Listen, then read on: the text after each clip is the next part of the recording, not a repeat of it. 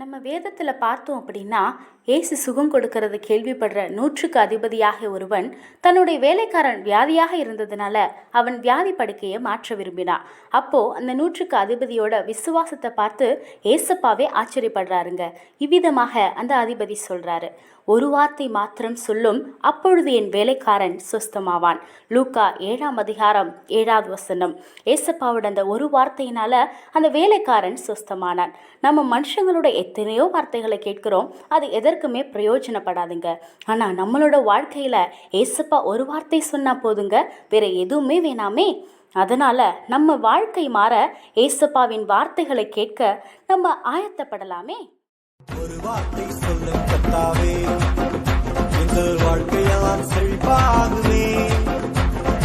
ஒரு வார்த்தை சொல்லும் கர்த்தாவே, எங்கள் வாழ்க்கையெல்லாம் செழிப்பாகுமே.